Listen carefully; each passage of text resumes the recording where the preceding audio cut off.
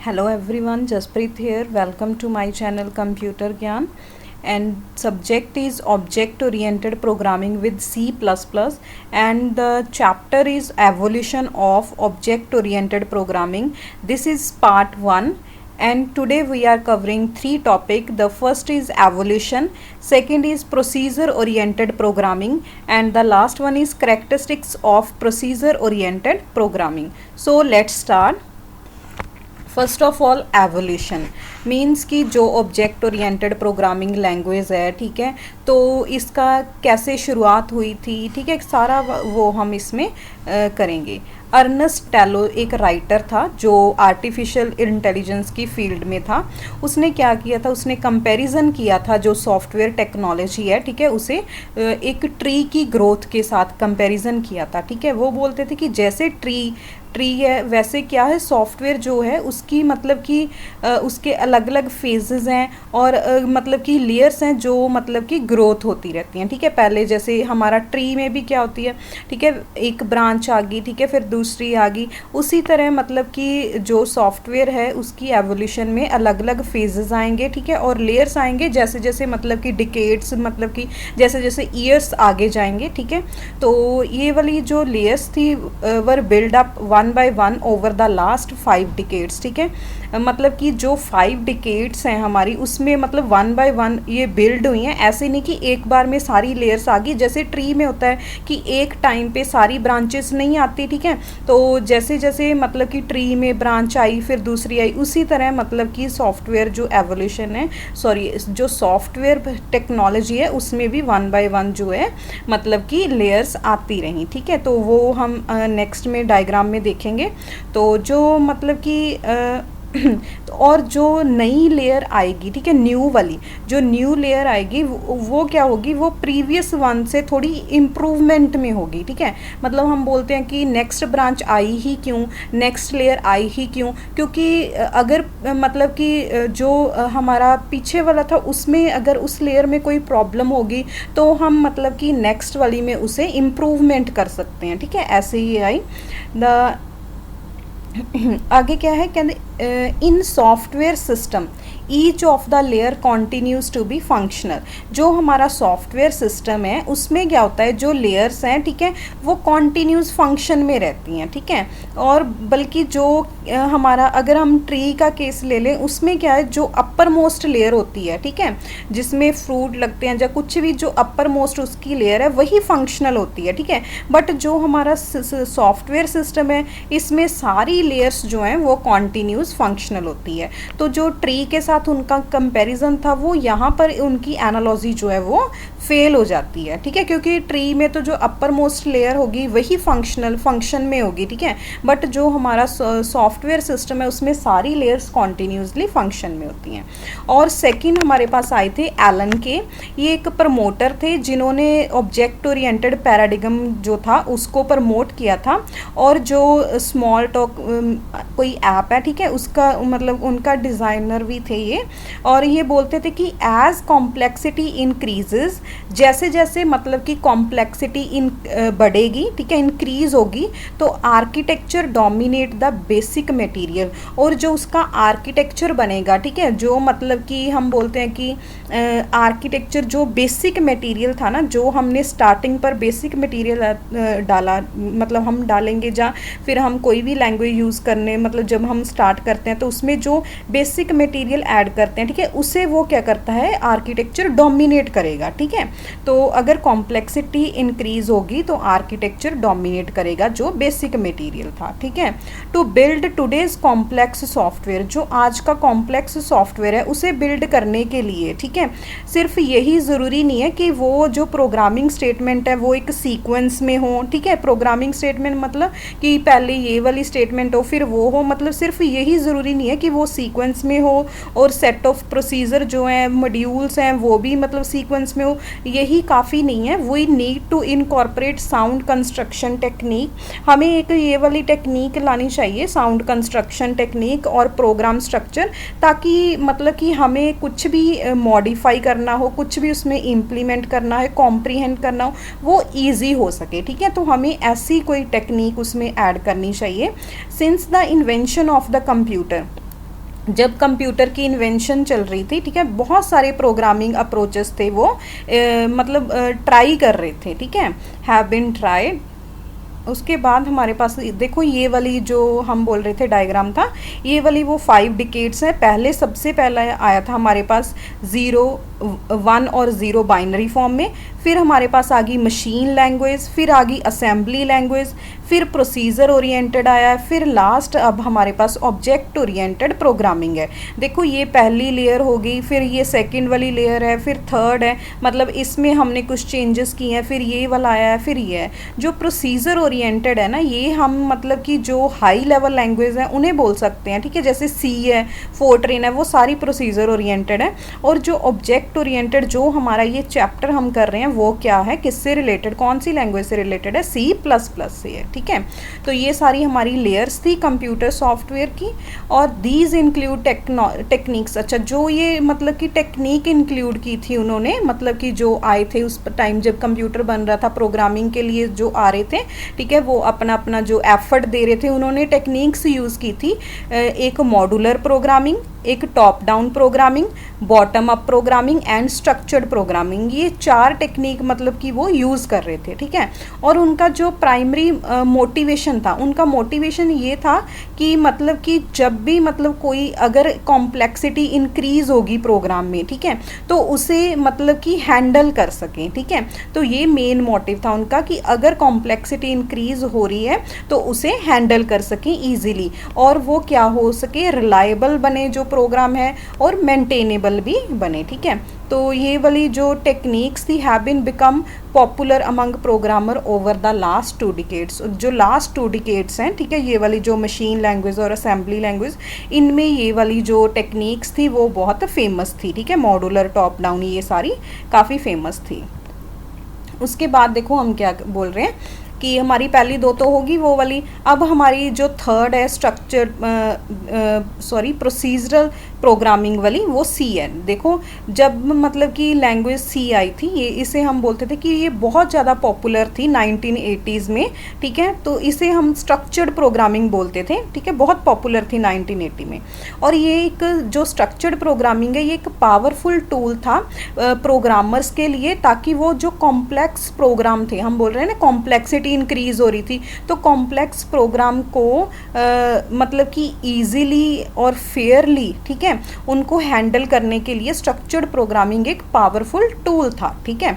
However as the program grew larger, जब जब programme मतलब कि इंक्रीज या लार्ज होता गया, तो स्ट्रक्चर्ड जो ये अप्रोच थी ये फेल हो गई, ठीक है। To show the desired result, जो मतलब रिजल्ट चाहिए थे उनको प्रोवाइड करने के लिए ये क्या होगी, फेल होगी। क्यों? क्योंकि वो बग फ्री नहीं था, बग फ्री मतलब एरर फ्री नहीं था, और मेंटेन करना उन्हें ईजी नहीं था, क्योंकि बहुत कॉम्प्लेक्स प्रोग्राम हो रहे थे ना, तो उन्हें मेंटेन करना ईजी नहीं था। एंड रीयूजेबल प्रोग्राम्स, और प्रोग्राम रीयूजेबल थे, ठीक है। तो ये सारी मतलब कि C में हमारी प्रॉब्लम्स आई थी, ठीक है, स्ट्रक्चर्ड प्रोग्रामिंग में। तो उसके बाद हमारी जो ये वाली डिकेड है, जो फाइनली हम मतलब जो हमारे चैप्टर से रिलेटेड है, वो है ऑब्जेक्ट ओरिएंटेड प्रोग्रामिंग। ये एक अप्रोच है जो प्रोग्राम ऑर्गेनाइजेशन एंड डेवलपमेंट, ठीक है, प्रोग्राम को ऑर्गेनाइज करने के लिए और उसे डेवलप करने के लिए, ठीक है। ये एक अप्रोच है जो क्या करती है, जो मतलब कि जो पहले कन्वेंशनल प्रोग्रामिंग मेथड थे, जो हमारे ये वाले थे स्ट्रक्चर्ड प्रोग्रामिंग थे, जो पहले थे, ठीक है, मतलब कि आपने डायग्राम में देखा होगा कि कौन कौन से थे, असेंबली लैंग्वेज थी, मशीन लैंग्वेज थी। वो कन्वेंशनल प्रोग्रामिंग मेथड में जो भी मतलब कि कुछ पिटफॉल्स वगैरह थे, ठीक है, जो भी उन्हें प्रॉब्लम्स थी, उनको इसने एलिमिनेट कर दिया, ठीक है। And best of structured programming features with several powerful new concept. इन्होंने क्या किया, जो ये हमारा स्ट्रक्चर्ड प्रोग्रामिंग था, इसमें से कुछ मतलब बेस्ट जो थी वो इन्होंने मतलब इसमें ऊप्स में डाली, और अपने नए जो कंसेप्ट थे वो भी इसमें डाले। तो ऐसे ऑब्जेक्ट ओरिएंटेड प्रोग्रामिंग एक अप्रोच आती है, ठीक है। It is a new way, ये क्या है, ऊप्स क्या है, एक नया मतलब तरीका है प्रोग्राम को ऑर्गेनाइज करने का और डेवलप करने का, ठीक है। And however not all language are suitable, मतलब कि हम नहीं बोल सकते कि हर एक लैंग्वेज है जो ऊप्स कंसेप्ट को ईजिली इम्प्लीमेंट कर सके। हर एक लैंग्वेज इसे ऊप्स जो कंसेप्ट है उसे ईजिली इम्प्लीमेंट नहीं कर सकती, ठीक। देखो नेक्स्ट हमारा जो टॉपिक है वो है प्रोसीजर ओरिएंटेड प्रोग्रामिंग। हम इसे POP भी बोल देते हैं, ठीक है। प्रोसीजर ओरिएंटेड प्रोग्रामिंग किसे बोलते हैं? सी जो हमारी लैंग्वेज है वो पर्टिकुलरली प्रोसीजर ओरिएंटेड प्रोग्रामिंग ही है। देखो conventional programming using high level language, जो हमारी कन्वेंशनल जो पुरानी प्रोग्रामिंग थी, ठीक है, उसमें हाई लेवल लैंग्वेज होती थी, जैसे कि कोबोल, फोर्ट्रेन, सी, ये सारी हाई लेवल लैंग्वेज हैं, ठीक है। और हम इन्हें बोल सकते हैं कि ये क्या है? प्रोसीजर ओरिएंटेड प्रोग्रामिंग है। देखो POP भी बोल देते हैं, ठीक है। जो प्रोसीजर ओरिएंटेड अप्रोच है इसमें क्या है, प्रॉब्लम जो है उसे हम व्यू करते थे, ताकि अगर हमने कुछ किसी चीज़ को रीड करना है या कैलकुलेट करना है या प्रिंट करना है, कि वो एक सीक्वेंस में हो। प्रोसीजर का मतलब होता है कि स्टेप बाय स्टेप किसी चीज़ को फॉलो करना, ठीक है। तो इस अप्रोच में मतलब कि इस प्रॉब्लम को, जो भी प्रॉब्लम या कोई भी प्रोग्राम, उसे इस तरह से ही व्यू किया जाता था कि जो भी चीज़ है वो एक सीक्वेंस में हो, ठीक है। और a number of function are written to accomplish these task, जो टास्क होते थे उसमें, ठीक है, जो भी मतलब उनका प्रोग्राम, मेन प्रोग्राम था, उसे मतलब कि पूरा करने के लिए उसमें बहुत सारे फंक्शंस होते थे, ठीक है। अलग अलग फंक्शन थे जो एक मेन टास्क को कंप्लीट करते थे, ठीक है। The primary focus is on function, जो ये प्रोसीजर ओरिएंटेड प्रोग्रामिंग है इसका जो मेन फोकस था वो फंक्शंस पर ही था, ठीक है। A typical program structure for procedural programming, मतलब कि ये हम नेक्स्ट डायग्राम में देखेंगे क्या है उसका स्ट्रक्चर, क्या है इसका प्रोसीजर ओरिएंटेड का।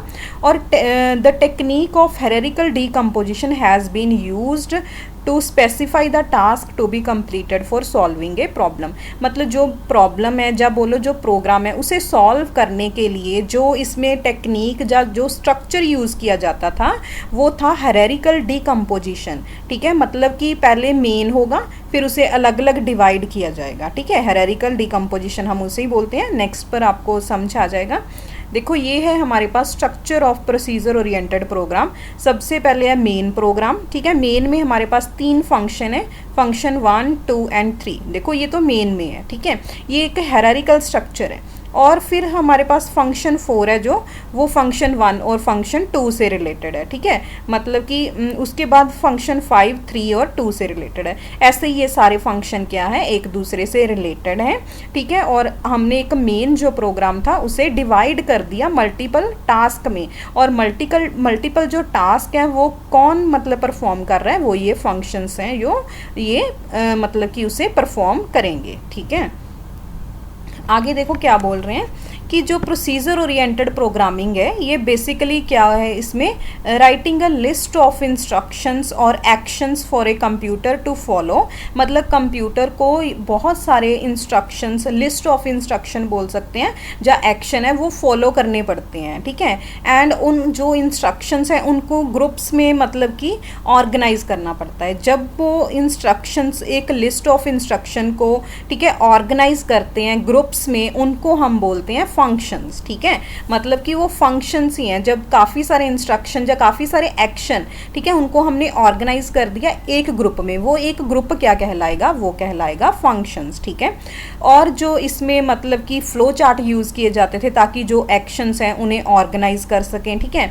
और represent the flow of control from one action to another, मतलब एक एक्शन जो है दूसरे से कैसे रिलेट कर रहा है उसके लिए फ्लो ऑफ कंट्रोल जो है वो उन्हें रिप्रेजेंट करता था, ठीक है। While we concentrate on development of function, very little attention is given to the data that are being used by various function. देखो इसमें क्या था कि जो भी ये इनकी कंसंट्रेशन थी प्रोसीजर ओरिएंटेड की, ये कंसंट्रेट कर रहे थे मेनली ओनली फंक्शंस पर, ठीक है, फंक्शन की डेवलपमेंट पर जो फंक्शंस में डाटा यूज़ किया जाना था, ठीक है, उस पर इनकी कोई अटेंशन ही नहीं थी, ठीक है। तो मेन जो अटेंशन थी वो डाटा को देनी चाहिए थी, बट जो ये प्रोसीजर ओरिएंटेड प्रोग्रामिंग है ये फंक्शन पर ही ज़्यादा ध्यान दे रहे थे, ठीक है। तो जैसे देखो हमने पहले जो डायग्राम देखा था वो मल्टी फंक्शन प्रोग्राम ही था, उसमें बहुत सारे फंक्शन थे। तो in a multi function program many important data item are placed as a global. तो जब हमारे पास बहुत सारे फंक्शन होते हैं तो उसमें जो डाटा आइटम होती है, ठीक है, उसे हम ग्लोबली प्लेस्ड कर देते हैं। ग्लोबली मतलब कि जो भी सारे फंक्शन है वो एक डाटा को शेयर कर सकें, ठीक है। And so that they may be accessed by all the function. देखो वही बात है कि अगर हम किसी डाटा आइटम को ग्लोबली प्लेस कर देंगे तो सारे फंक्शन है उस डाटा को ईजिली एक्सेस कर सकते हैं, ठीक है। Each function may have it's on local data, और फंक्शन जो है उस ग्लोबल डाटा को तो यूज़ करेंगे ही करेंगे, शेयर करेंगे ही करेंगे, बट उनका अपना खुद का भी एक लोकल डाटा होता है, ठीक है। तो हम नेक्स्ट डायग्राम में देखते हैं। देखो ये वाला डायग्राम है, ये हमारे पास है ग्लोबल डाटा, ठीक है। यहाँ पर भी ग्लोबल डाटा है, इसे शेयर कौन कर रहा है? देखो हमारे पास 3 फंक्शन है, function 1, 2 and 3।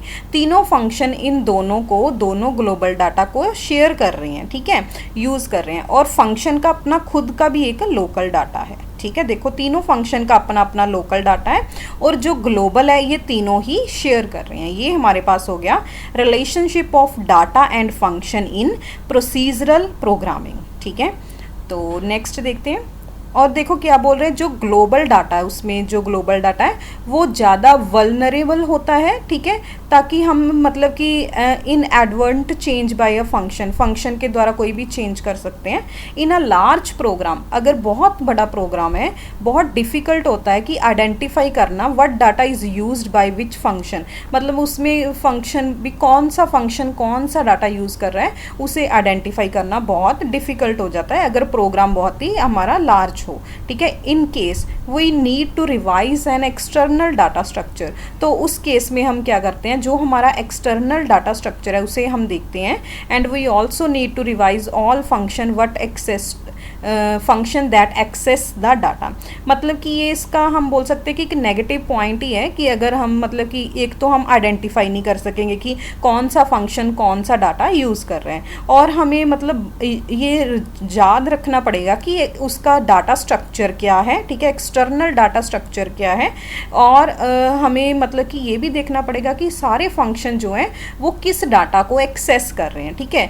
This provide an opportunity for bugs to creep in, और जब हम इन्हें रिवाइज करेंगे, ठीक है, तो इनके कारण ये बग्स हैं जो फिर बोल सकते हैं हम एरर्स हैं, ठीक है, ये फिर आने शुरू हो जाते हैं, क्योंकि हम इतना उसका मतलब ना तो हम इतना ज़्यादा डाटा स्ट्रक्चर याद कर सकते हैं और ना ही हम इतना ज़्यादा याद कर सकते हैं कि कौन सा फंक्शन कौन सा डाटा एक्सेस कर रहा है, ठीक है। और दूसरा इनका ड्रॉबैक था कि विद द प्रोसीजरल अप्रोच के साथ कि it does not model real world problem very well, मतलब कि ये एक ऐसा मॉडल है जो रियल वर्ल्ड प्रॉब्लम के साथ मतलब कि सेट नहीं है, ठीक है, मतलब ये जो मॉडल है ये रियल वर्ल्ड प्रॉब्लम नहीं है, ठीक है। तो दिस इज़ बिकॉज फंक्शन जो फंक्शंस होते हैं उसमें वो एक्शन ओरिएंटेड है and do not really correspond to element of the problem, मतलब कि जो डाटा मेन है उस पर तो इन्होंने कंसंट्रेट किया ही नहीं, ठीक है, फंक्शन पर ही इन्होंने कंसंट्रेट किया है। तो ये इसके लिमिटेशंस थे, ड्रॉबैक थे, ठीक है। और ये वाला हमारा हो ही गया, ठीक है। और ये हमारा आज का लास्ट टॉपिक है कैरेक्टरिस्टिक्स ऑफ POP, ठीक है, प्रोसीजरल ओरिएंटेड प्रोग्रामिंग के क्या क्या कैरेक्टरिस्टिक्स हैं। फर्स्ट देखो है emphasis is on doing things algorithms. देखो सबसे पहले तो मतलब कि हमें एल्गोरिथम्स क्रिएट करने पड़ते हैं, स्टेप्स क्रिएट करने पड़ते हैं कि पहले कौन सा स्टेप आएगा फिर कौन सा है, मतलब हमें सीक्वेंस में करना पड़ता है सारे फंक्शंस को, ठीक है, जो भी हैं। और सेकंड है large programs are divided into smaller program, और जो हमारा सबसे मतलब कि लार्ज प्रोग्राम है उसे स्मॉलर प्रोग्राम्स में डिवाइड किया जाता है जिन्हें हम फंक्शंस बोलते हैं, ठीक है। एंड थर्ड है इसका most of the function share global data, और मतलब कि जो फंक्शंस हैं उनमें से बहुत ज़्यादा फंक्शन जो हैं वो ग्लोबल डाटा को ही शेयर करते हैं, ठीक है। Data move openly around the system from function to function, जैसे हमारे पास 1 to फंक्शन है उसमें डाटा ईजीली मूव कर सकता है, ठीक है। Function transform data from one form to another, और जो फंक्शंस हैं वो डाटा को ट्रांसफॉर्म कर सकते हैं एक फॉर्म से दूसरी फॉर्म में, ठीक है। और इसमें जो अप्रोच यूज़ की गई थी, ठीक है, वो थी टॉप डाउन अप्रोच। जो हमारा प्रोसीजरल ओरिएंटेड प्रोग्रामिंग है ये एक टॉप डाउन अप्रोच यूज़ की गई है इसमें, ठीक है, प्रोग्राम को डिज़ाइन करने के लिए। सो आज का हमारा टॉपिक कंप्लीट होता है। Thanks for watching.